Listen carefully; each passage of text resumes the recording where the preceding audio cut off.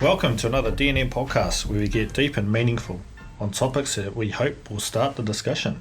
This episode is brought to you by window wipers. For a swipe that's never right, they make your stop at the lights never a delight. Window wipers are the nationally recognised suppliers for all your window screen cleans that you never need. So if you fancy that awkward no thanks wave or fake desperate hunt for loose chains act, see window wipers at traffic light near you. Don't forget to use the verbal code DNM to distract them long enough so that 20% of your windscreen does not get cleaned, so you can still see enough of the road to drive. Thank you, Window Wipers, for sponsoring this episode. So we're back. This is week 2 of the episode. I'm in the driver's seat today, and my name's Hayden, if you haven't been listening already, and thank you again, Maddie's mum, for listening. Thanks, mum. And my offsider here, Maddie, so he's in the... We call it the passenger seat. Yep, I'm along for the ride, I guess. Yeah, I was thinking about if you haven't listened to the show before, basically what happens is one of us picks a topic and the other person just chimes in. I reckon we need names for those, just quietly, Yeah, co-pilot. Maverick. Maverick, yeah. Maverick and Iceman. Which one's the better one? Wasn't Iceman was Maverick the better one? Who's the one who dies? I don't know, man. I mean, if you're going to be a test pilot, you're probably going to die at some point anyway, so they're both probably dead. Okay. In the canon of Top Gun. Okay, for the point of this, we'll say, since Iceman's the one that goes down bird, I'm pretty sure it's Iceman. I kind of like passenger, as in you're there alongside, you're there for company.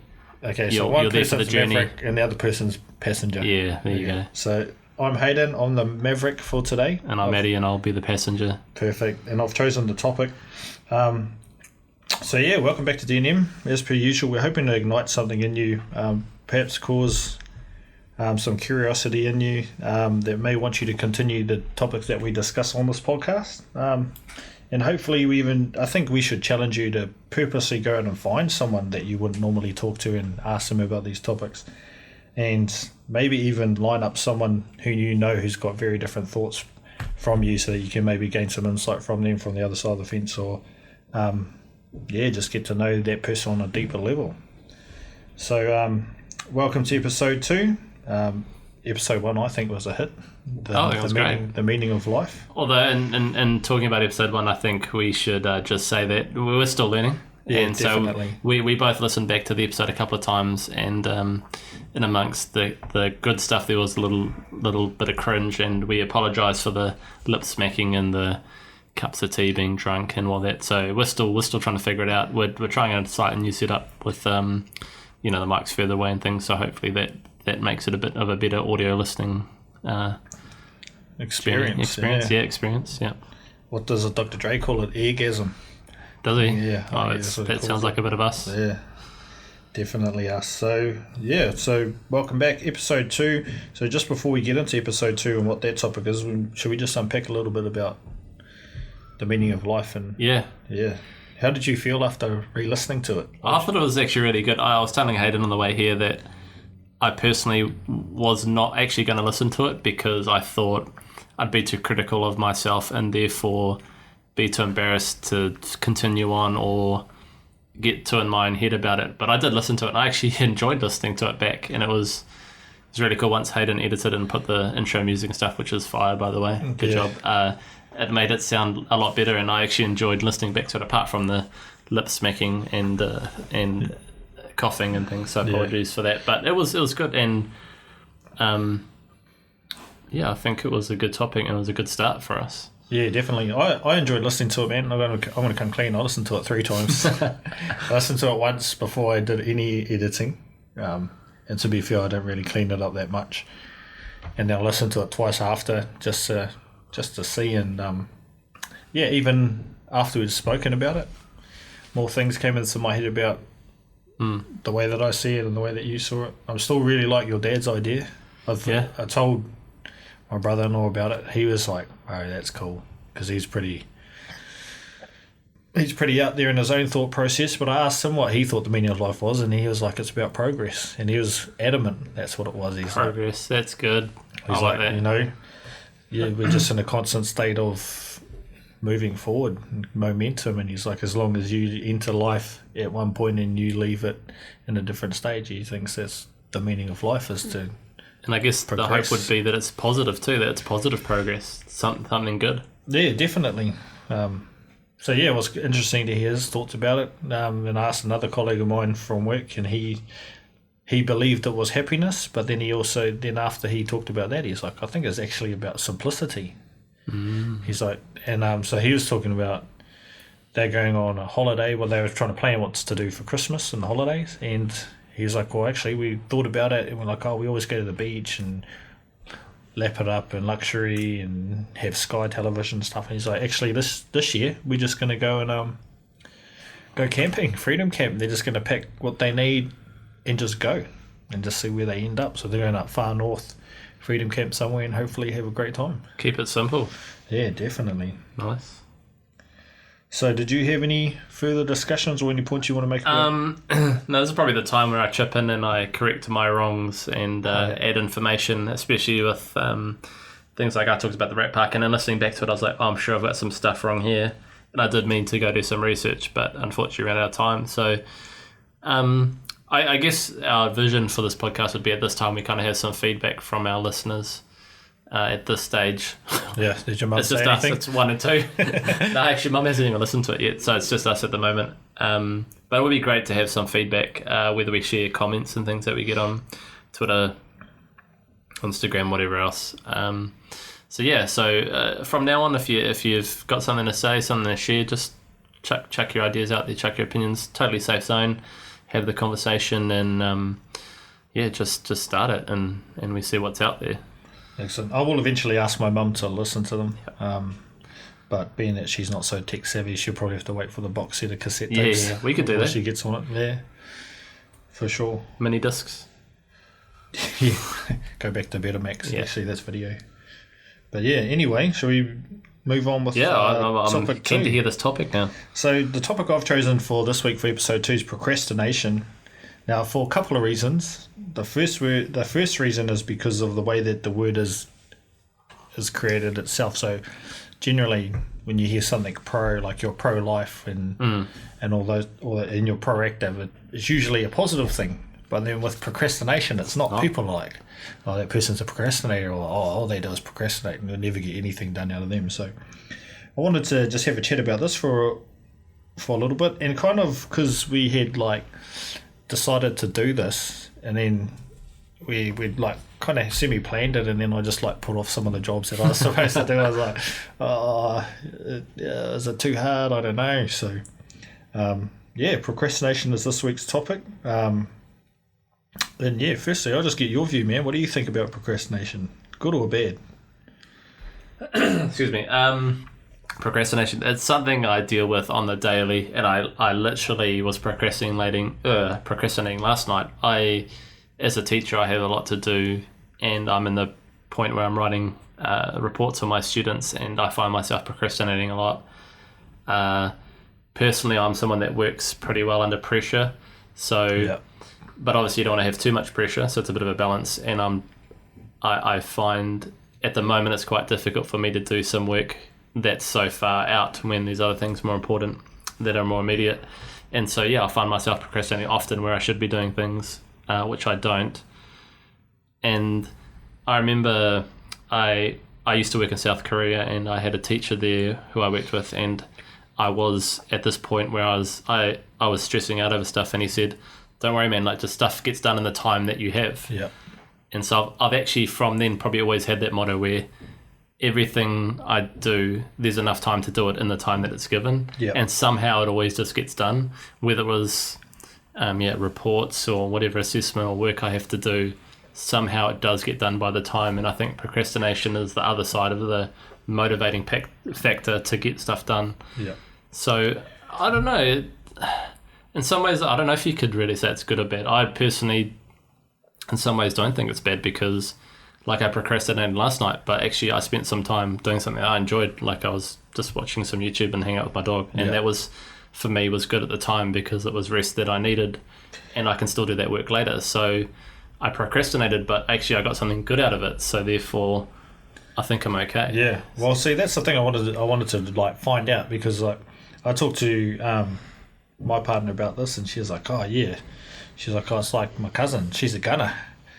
she's always, I'm going to do this, I'm going to do that, and she never gets around to doing it. And then she's like, oh, she's just absolutely hopeless. I was like, well, is she hopeless though? Because, you know, she's got a pretty sweet job and she gets to work 4 days a week, and she's doing a whole lot of stuff that she enjoys doing, like taking cooking classes and upholstery classes and stuff like that. Is being a procrastinator really something bad? So in my research, actually, come across a couple of good quotes. The first one is, I'm not even sure who said this one, but they said the quote is that there's no clock on nature, but everything gets done. Yeah. So that was the first one. I was like, well, that's true, man. Like, it's kind of like what I just said, which is interesting. Basically, it's like, well, no one tells the flowers when it's springtime. The spring, they spring when they feel like it's time to spring. And, you know, lambs, same deal. They spring when they spring. Yeah. They're born in springtime. So it's like, well, that is quite interesting. And then it's like, and I thought about it more. It's like, well, then we've got life cycle of things like tadpoles, and they go through their life cycle and change, and it's like in a relative time scale. It's like no one's hurrying them to move from being a tadpole and drop the tail and then grow legs. Yeah.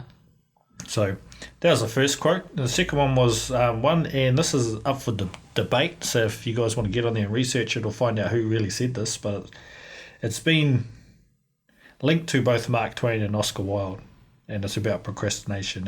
And the quote is, "Never put off till tomorrow what you can do the day after tomorrow just as well." Yeah. So it's pretty. I thought that's pretty deep, but then it's like, well, yeah, you know, why hurry to do something today when you can do it probably just as good, if not better, tomorrow or even the day after.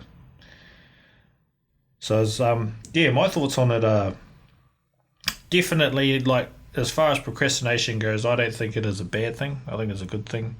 I don't think that people procrastinate on purpose, and I'm not even necessarily sure it's just a thing about being lazy, but I think it's just a way, like how we talked about life last week and the meaning of life, and everyone finds their own purpose and does it their own way.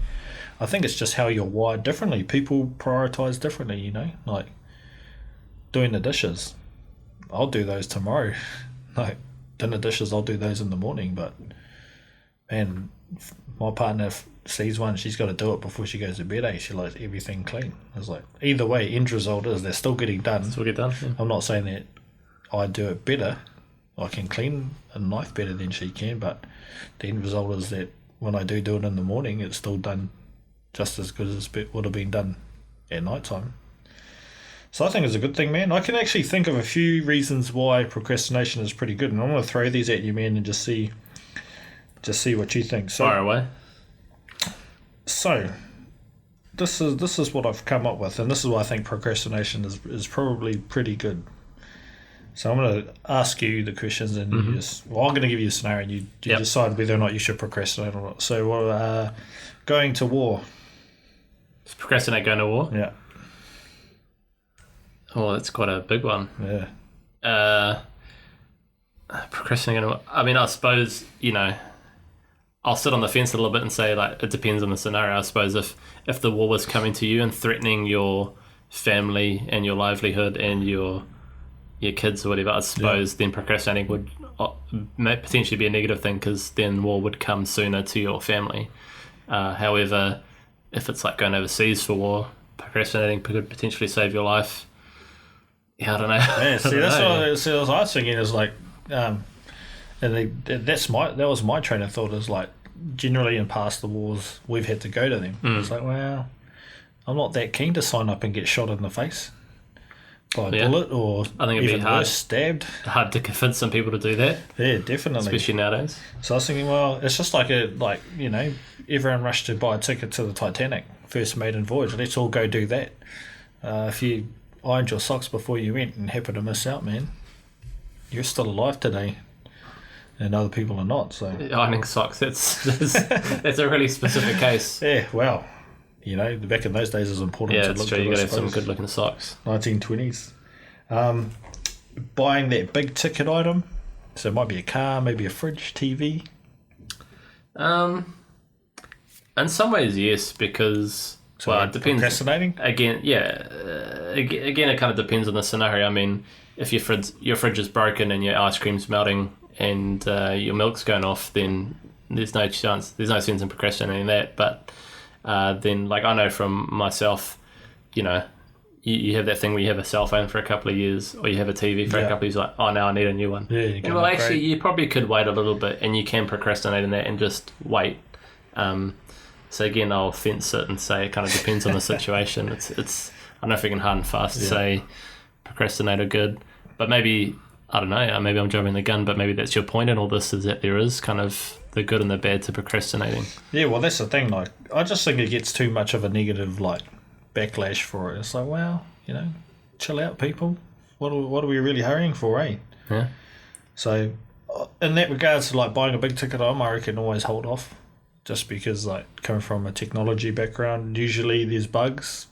Usually it takes a couple of generations for them to figure out what's going on and whether or not the things that they're implementing are still working. And you know, they find stuff all the time. Like, what are they up to now? Samsung 10 and iPhone X. Or wait one more year, get the newest features. Yeah, exactly. And so, like, they're still trying to redesign the smartphone, which when Apple put out their first one was the best thing since sliced bread, the bee's knees. But then that still had problems, and they're still working on it. I guess that's that progress thing in life, eh? So yeah, it's like I thought about it deep and hard, and I was like, oh, everybody's got to be affected by it. Like, people not do something for the sake. 100%. You know, for the sake of doing something. This has got to be intertwined with human nature somehow. It must be hardwired into us to somehow procrastinate. Yeah, I reckon. And so this is, as I was doing the research and I was talking about it more and more, then they gave this option, and so I'm not entirely sure if they are right, but it kind of makes sense. So the scenario that they gave to people on the street was, I can give you $100 today, or you can wait for a year and I'll give you $200 in a year. What do you think most people did? The $100 straight away, 100%. Yeah, everybody was like, yeah, I'll take the 100 right now, thanks. And then in that study, it suggested that it's because the people they have an inability to be self-aware of themselves and see the bigger picture in the future. See the future, yeah. Regardless of how far it is away. So it could be tomorrow, it could be 2 weeks, it could be a month, it could be a year. I think especially young people as well, especially. Yeah. And especially in this modern day of instant feedback, instant stimulation from everything, they can't delay gratification, which is probably a whole podcast in itself. Yeah, that's true. But, and because the gratification part has the same, like, addictive brain effects that cocaine or sugar has on people. So yeah, I partly agree with that. I partly agree that maybe, but I don't know if you can fix that. I don't know if you can, like, give anyone experiences to learn to look at the bigger picture. I think probably only really life could teach you that. As someone who excuse me, as someone who took a lot of money out for their student loan that didn't need to, I was very much part of that $100 one where I was like, oh, I kind of want it now. I definitely did that. Doubled down. Now, 10 years after the fact, I'm going, well, I wish I hadn't done that.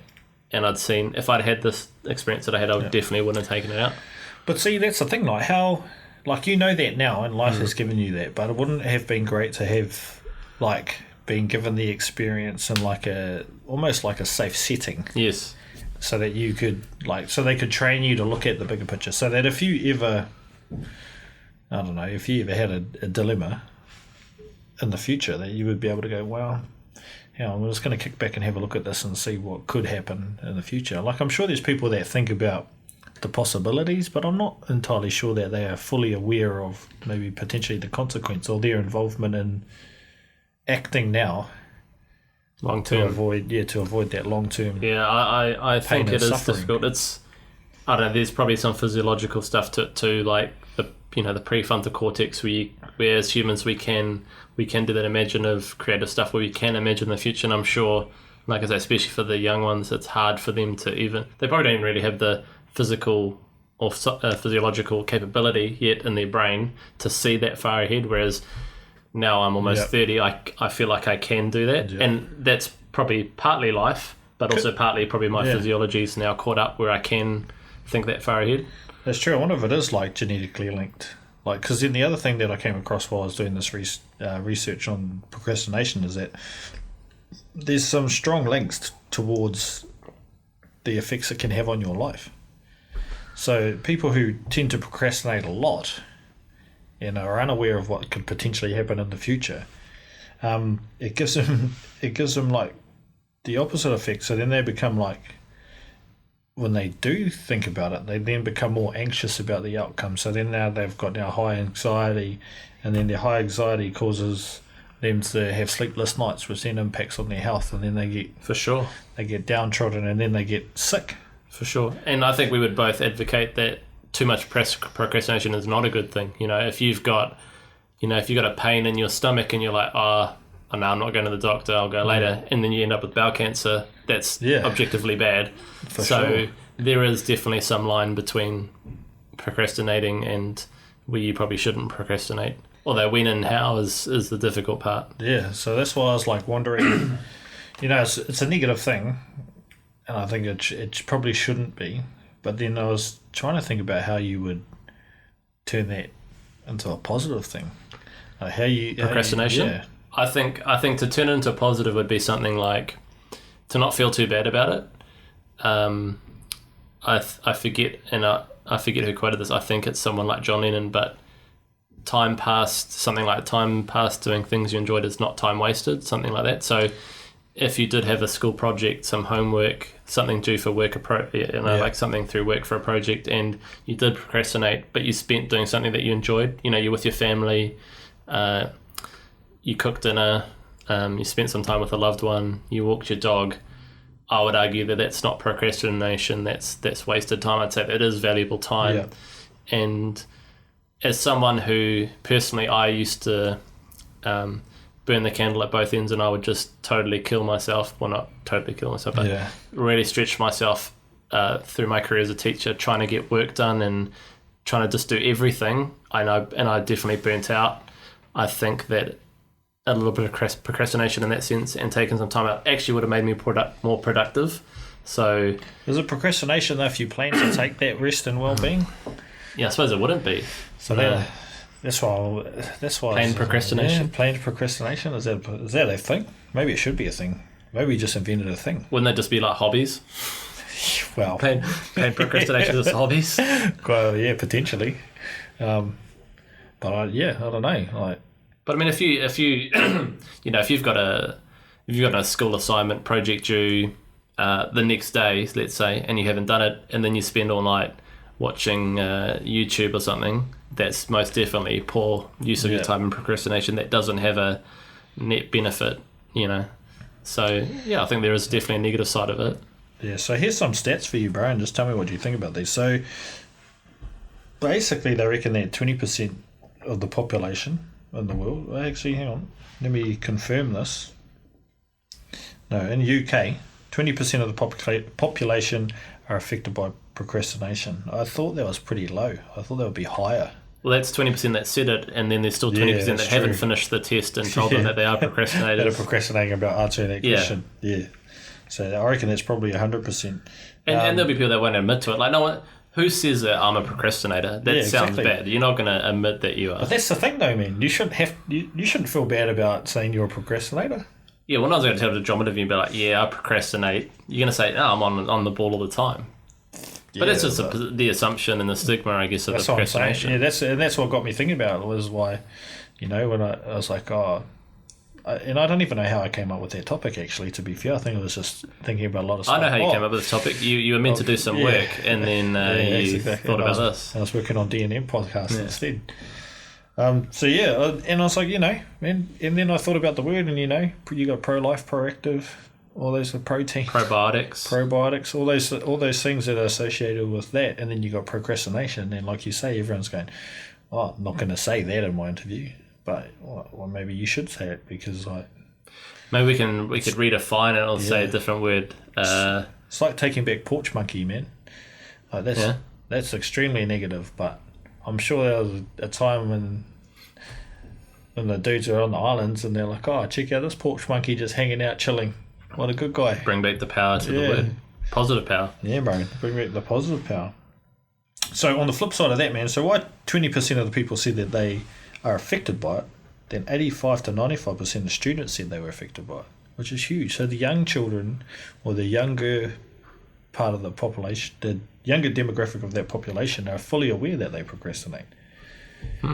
So at some stage, they're going, I'm at university, I'm a procrastinator, yeah, all good, I'm telling you about it. But then they're getting into adulthood. Yeah, I don't procrastinate. Yeah, where they're saying, nah, that's not me. Well, maybe that comes down to the stigma and the negative connotation, and they don't want to look bad. Whereas kids will be like, yeah, I procrastinate. Yeah, so it's interesting, man. But the same study was done in 1978, and 5% of the population admitted to being chronic procrastinators. And then compared to today, so fast forward, what's that in years? What are we at now? 19. You do the maths, bro. I'm no good at maths. I was zoned out for a bit there. I was procrastinating. So 1978, 5% of the people admitted to being chronic procrastinators. Until 2019, when 26% of the population are. 31 years, man. Oh, no, sorry. Yeah, 41 years. So fast forward 41 years, and we've increased by 21%. I'd expected probably more than that. Yeah, maybe that's an influence on technology. Because I tell you what, I've worked in an office, Yeah. and 100% of office people are procrastinators. I'll tell you that right now for a fact. That's office life, though. People don't work in the office. Trying to look busy, but not. That's what I do. If I want to look busy, I get a pen and paper and I walk outside the office fast. just to somewhere, just to the other side of the... Just to the other side of the block and come back with no piece of paper, and people think I've done something. He must have done heaps of work. So it's interesting, man. These stats I was looking at, and it doesn't really explain it, but the increase from not procrastinating to procrastinating is huge. And here's one for you. So according to these are companies, Ferrari, I think this is Cycle, Pychel. Procrastination predicts high levels of consumption of alcohol among those people who drink. It's probably a chicken and egg. If you drink a few beers, you're definitely going to procrastinate on stuff. And if you're a procrastinator, you're probably going to have a few beers. Yeah. Because you're procrastinating. So it's a bit of both. So, I find it hard to believe that can be pinned to procrastination, though. Booze? Yeah. Oh, it's probably, excuse me, probably other factors to it. So I just can't understand the link of just putting something off to do later. Then means that you drink more alcohol, that you're a lot lazier, that you then become disorganized, which then leads to stress, anxiety, depression, and potential memory loss. Memory loss? Yeah, that's it, man. So they eat poorly, sleep less, and drink more. And then they forget everything. That doesn't sound like a procrastinator. That just sounds like you spiraled out of control. Yeah. You've well and truly lost the plot. There's probably, well, like we say, I think we both kind of say that there is a healthy procrastination, and there's a definitely a negative one where I would say that if your procrastination negatively affects your life, as in you miss project deadlines, you miss family events, you miss work, you miss things that you need to do that are essential for your life and your well-being and your livelihood, I'd say that would definitely be a negative form of procrastination. And those signs are probably from people that have gone down that way. Whereas if you're someone that is a bit of a workaholic and you miss out because you've gone to someone's 40th birthday party and you've had a few drinks on the weekend, I wouldn't say that's the worst procrastination. Yeah. So that's the thing that I really struggle with, man, is that it has those vast impacts on life from just not doing like a little thing. But I guess if you're chronic and you're not doing a lot of things, then the problems are a lot bigger than... So I'll ask you something. This is an experience I had, and we'll see how this relates to procrastination. When I worked and lived in South Korea, I worked at a school, and we finished at 10 p.m. at night. Yeah. I would our classes finished at 9:45, and we went home at 10, so at 15 minutes. I was finished at 9:45, so I got down to my office and I was like, I'm done. I would close my laptop. I would just get everything laid out, ready to go home. All the other teachers, and this might be a cultural thing, a Korean thing, all the Korean teachers were just hurriedly writing and on their laptops. I swear I'd turn around and some of them were just fake typing on their laptops. You can't see this because it's audio only, but I'm doing the fake. He's pretending. Typing. You can just type on that keyboard and make it sound legitimate. I don't want to mess up our audio. So, excuse me, and then they would stay until 12, 1 a.m. and finish. And I swear, I kid you not, they were actually doing nothing. I think it's probably actually not procrastination that I think about it. I think it's more to do with the Korean culture and how they appear. Do they have to perceive to be working hard? But I swear they were doing nothing, and I was like, well, you could just go home. Yeah. So... Did you ask any of them? Did you say, "Hey, man, look, this"? I think every time I asked them, procrastination about going. I think every time I asked them, leaving to go home. I'm preparing class, or I'm busy, I'm doing something. But they weren't. They would have the same screen as they did 50 minutes ago. I'd look, and so in some ways, maybe that was procrastination because they were putting off stuff or pretending to do stuff when they could just done other stuff. I don't know. Yeah, that's interesting. I wouldn't say that. Yeah, I think there's something a bit different, to be fair. I think they were trying to make it look like they were working harder, and it's almost like a game of chicken where I'm not leaving unless you leave, and see the first one's leaving, so the last one's standing, so you can say, I was here the last. Yeah, you're probably right. I was the last person, I'm the hardest working here, and that's how it looks. Yeah, open up your Google Doc and let's have a look at the editing you've done in the last 30 minutes. Yeah.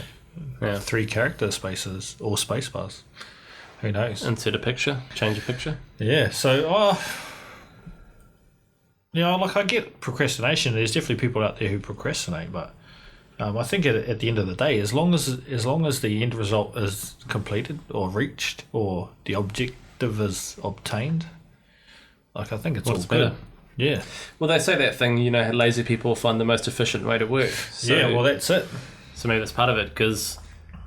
Yeah, what's the point in just working hard but not being efficient about it, or working for, if you're going to produce the same result in less time or less effort or less energy, is that not better? Yeah, exactly. And that's what I'm not even sure who said this. I remember reading, I don't know if I think I read this, and it's along the same lines as you're saying, is that a manager would purposely give his laziest person a new job. So if there was something new the department had to do, they gave it to the laziest person because, for 2 reasons, the laziest person would leave it and then pump through it, meaning that project didn't take so long. So if he said the deadline is Friday, gave it to him on Monday, he knew that he'd have it done by Friday, and he would find the quickest possible way to do it. And once you knew the quickest possible way to do it, he then took it from the laziest person and gave it to the best person, so that they did that quick way the best. Yeah. And so he was actually getting productivity out of procrastination. That's why I like... Or she. Could have been she. I like hearing these stories about jobs and things that do kind of more project and timeline-based work. So they say, you can work from home or you can work from the office just as long as you get X, Y, Z done.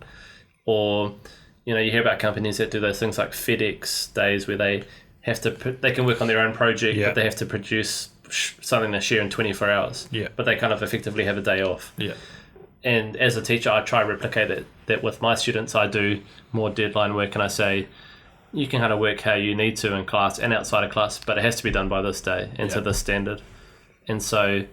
Which I think is fair. Like, that's how life works. That's kind of why I do it in my classrooms, because that's how life works. If you're at university, the professor says, okay, you need to do this assignment, this essay by this date.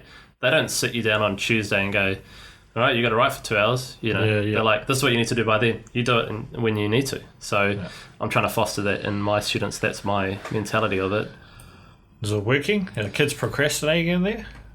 Yes. Yeah. So is it getting done though? Yes, that's the thing. So the work is still getting done. I feel a bit bad saying this, but in class, yes, they don't do as much as if I sat on them the whole time and was tough on them. But then they get the work done when they need to, and maybe that's a better skill that serves them for a longer time period than if I went to them every 30 minutes and said, oh, you need to do this today, that now. Yeah. So, yeah, they do procrastinate, but I think all kids do anyway, and at least they know to get it done by this certain time.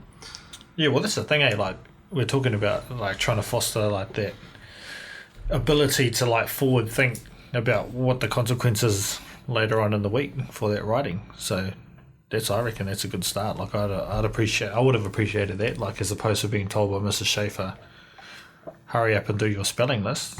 And I was going, no thanks, because I'm not interested in spelling spaghetti. It's an interesting word, but I'm out. I'd rather be doing something else. I'm going to spell lasagna. Yeah, exactly. Something like that.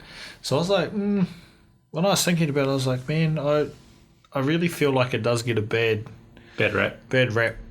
I'm not entirely sure that a lot of that's like for sure I can see how it could affect someone, like especially if you're an anxious person, and so you do have the ability to look forward, but then you're worried about what's going to happen in the future, and you know you should be enjoying the present. Or if you do procrastinate and miss out on those important things, and it actually results in negatively in your life. Yeah.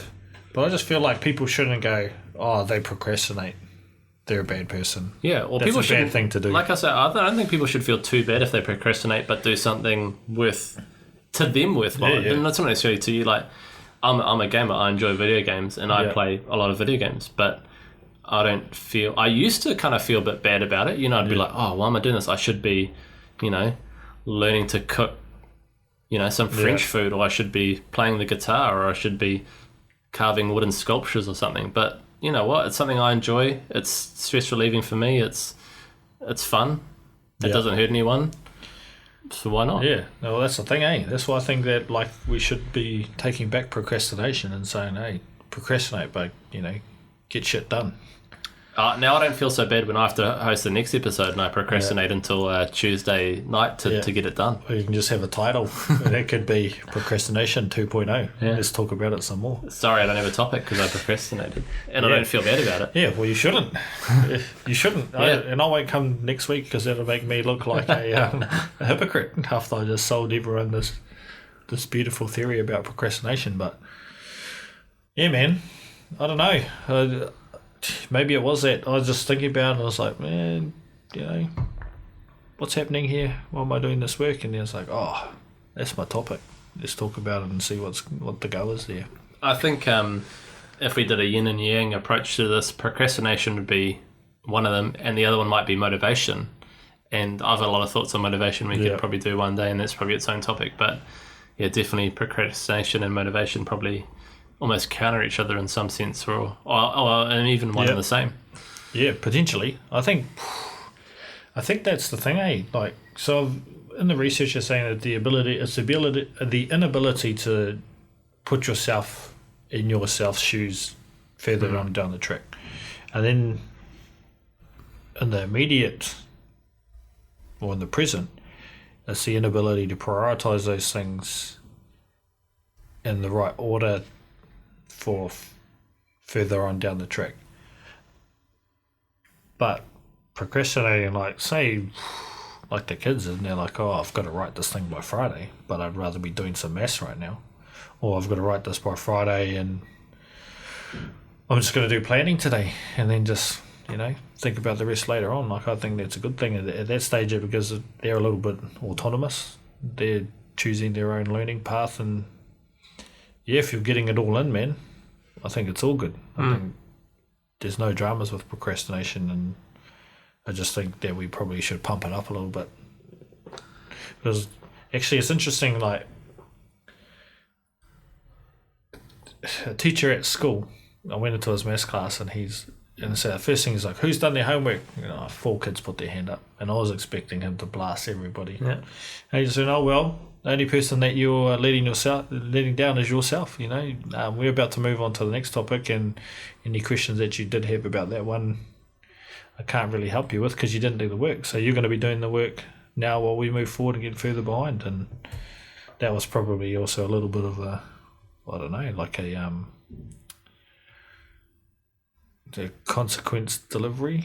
Yeah, well, he's gone. I would probably say a similar thing. I had a thing in my own maths class the other day where some students were just messing around, they weren't doing the work. And I just got them up at the end of the class and I said, who loses out? We've got an exam coming up. Do I have to be there? Do I feel bad if you don't do well? And they were like, nah, it's us, it's on us. And I said, okay, well, I was like, honestly, you could kind of muck around if you want. I'm going to help other people because they're asking me questions and we're doing some work. Yeah. At the end of the day, it falls on you. And, I teach year 7s, so they're 11, 12, going on 13. And so, yeah, I think it's probably better to build in them that self-motivation, that self-worth almost to get it done, whereas they're probably used to having mum or dad or their old teachers nag them to get it done at the day, and they don't see, they're not thinking that long term, whereas the conversation I have, I'm trying to get them to see that even if it's 1 or 2 weeks from now, not necessarily their whole life, whereas the old teachers might have just said, you need to do it now because you have to do it because I say so, and they don't see that long term. Well, they're probably going, do it now so that you don't have to do it on Friday. And they're probably going, well, on Friday, it's 3 days away. I've got 3 other lunches to eat between then. I've got a fixture on Thursday. I'm going to play with my mates. I'm going to Johnny's house on Saturday. So, yeah, I don't know, man. I reckon it comes down partly it definitely comes down to the individual. I don't think we should be rubbishing it as much as we do.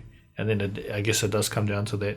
You've got to give them the experiences to let them develop, I don't know, their sense of urgency or the ability to recognise what potentially could happen in the future. But then I guess to get them to that point, you've then got to provide the motivation in the present to say, well, if I do this now, it's going to give me X, Y, Z later on, or I'm going to have free time later on. Yeah, I can do more of the stuff that I want to procrastinate on doing now. Yeah, so that's that's the debate I have with myself. Is that, so for example, I have to write reports, and I have to write 125 reports. So I could say to myself, well, I've 125 to do in 5 weeks, so that's 25 a week. Or I could wait until I've got 2 weeks left and do 70 something a week. And so obviously one's a little bit easier on me, and I can use that to try and motivate myself. Or I can procrastinate and just get up to the date night before and just try to smash them out. So, yeah. Actually, it's interesting. Also, during the research that I was doing, I should probably give you guys some links so that you guys can go down and back this stuff up, so you know that I'm not just spouting it out. But they said too that there was some benefit in procrastinating to the end, and for people at college, about 80% of them will leave it within about 48 hours. Sounds about right. And within 48 hours, they actually tended to learn more information because they were doing it in such a condensed time period. And then they were talking to other people who were also doing it in such a condensed time period that the knowledge of that subject or topic or thing that they had to do deep. Was a lot more deeper, and they had more information to use. And so that when they actually had procrastinated until 2 days before and then went ham on it and finished it, the collaboration and the growth that they got out of it was actually a little bit better. Interesting. And they then performed a little bit. So what they did was they, as a part of the study, they try to bend how the assessment works. So they give the assessment, and then a day later they would take an exam or take a test on that. And so they found that when they did that, when the test was closer to the time of the assessment, that everyone done better. And that's obviously because it's fresh in your mind. If you did a course for 12 weeks and you had 4 assignments across those 12 weeks, and then at the end you had to remember something back in week 4. Yeah. That's naturally, you're going to probably struggle to recall that. But I don't know, man, if the university is getting higher scores, and it would look better on paper that you got all these kids scoring at 80%. I think it would, why not change it up a little bit? Because at the end of the day, that's a summative assessment, and you're testing recall knowledge. Yeah, so is that valid? Is that, and that leads to a larger issue of is that what you want your workers and is that what they were going for their future and their jobs and things? The answer's probably not. They're probably not just recalling. Yeah, exactly. And that's another top podcast topic in itself. Chuck that one in at a later date, but I don't know, man. I just don't want procrastination to be negative. We take it back. Let's get it out there, everybody. Procrastination's a good thing. I'm definitely going to procrastinate a little bit tomorrow just in honour of this episode. Oh, thank you. You should. And I won't feel bad. Yeah, you shouldn't feel bad, man. Procrastination is a good thing. It's a really good thing, especially if you do it 48 hours before something massive. Yeah. Maybe that's what you should do for the next podcast. Just 48 hours beforehand. Yeah, 48 hours, think of a topic, do your research, and we'll see what happens. No jokes, that'll probably be what happens anyway. So that's how I operate. I think that's how I did the last one too. So it's all. It's that actually one was a bit longer, wasn't it? Because you did have some. Yeah, actually, I think I did have that. So you had it in your mind, but actually, in doing this one, doing procrastination, I've already got like my next 3 lined up. Oh yeah. Well, no, you're not procrastinating. Maybe you should do some procrastination to even yourself out of it. Maybe take some time out. But see, that procrastination that I may have done. Well, actually, I don't know if I could call that procrastination. I was working on it, but indirectly procrastinating because I was doing this but not doing my actual job. Please don't listen to this, my employer. Yeah, don't Thank you. It's only your mum anyway, so we're good for now. Once the hype comes up, no one will go back and listen to that. We'll be stars. We won't even work there anymore. Yeah. I was doing this, and then it gave me more things just through the research. I was like, wow, alcoholism, really linked to procrastination. That's a topic that we should dig into. Well, I was going to say maybe, pardon me, some procrastination does lead to some creativity and some new things, and that's cool. Like I go down the Wikipedia rabbit hole quite often and flick from article to article, person to person, and I might be going on for XYZ, and then I'm suddenly ending up in some real random Jerusalem, some real random thing, and searching up early day tagging. Definitely procrastinating, but learned something interesting, something sparked my curiosity. Why not? Start the procrastination. Yeah, that's the thing. You started the procrastination from your XYZ Wikipedia search, and all of a sudden you're learning so much more. Yeah. And that's from procrastination, man. That gave you that growth. That progression, that life progression. Yeah, that life progression, the change, the evolution that we're talking about. And did it make you happy? Heck yeah. Yeah. Wow. Clocking line. In the time. Yeah. And then I was like, I didn't do any reports. So then I felt bad a little bit. But then now I don't feel bad. Well, I don't feel bad if you're going to do 75, man, right? They're all going to get done. I'm going to print them at the end of the day. And like I said at the start, they're going to get done before the time anyway. So they're going to get done. And which comes back to your original statement from a colleague that said you get done in the time that's given. So there you go, man. So speaking of time that gets given, are we going to call this a wrap? Or I think so. We're up to 48 minutes almost. Really? Is that our longest podcast? It is for sure. We should cheers that. Let's give it a chink. Longest podcast. Wow. On a topic about not doing things. Not being productive. We've been fairly productive. Cool. So if that's us for this week, I'm just going to go down to our signature line. Well, I was going to say the usual ones. Hit us on the social media. Oh yeah, true. Email us. Jump on Twitter or Instagram. If you are feeling exceptionally generous and you don't procrastinate too much, so you miss out, but jump on our Patreon, chuck us a couple of bucks. We're looking to get a bit more equipment for the setup, a couple of boom stands, and maybe a new mic, so we can get some guests in, because we want to get some guests and we need a third mic. Yeah, we definitely want some guests, because although as good as we are, because we just seem to be just making this thing go longer and longer each time it happens. It'd be good to get someone else's intake. Another voice, another opinion, another person to talk to. So yeah, get us on Patreon and chuck a couple bucks our way, and we'll add some background stuff and some behind the scenes things, and of course the famous episode 0, which was good. So yeah, which was a great episode. One of my favourites, one of my top 3 that we've done so far. Would it be your top 3? Yeah, well, we've only done 3. Yeah, so that's what I'm asking. Yeah, it's in the top 3. Definitely in it. Definitely in. Oh, I don't know. Ask me again tomorrow. Next week. Yeah. I don't know if this one's in it for me personally. Well, it's in my top 3. This one. Yeah. Okay. Definitely episode 0, the Genesis podcast. So yeah, hit us on Patreon, the DNM podcast, or Twitter again at the DNM podcast, Instagram, all our social media is DNM podcast, or flick us an email and let us know what you think. If we've made some huge mistake or said something wrong, let us know, and we'll just talk it out. Yeah, we'll address it and then move on quickly. Or we might, like this ending, just procrastinate a little bit and never get around to signing We up. are kind of procrastinating, but that's just a tad, eh? That's cool. Cool, so that's it for episode 2, Procrastination. It's been a pleasure. I'm Hayden. I'm Eddie, We are D&M. and feel free to slide on it.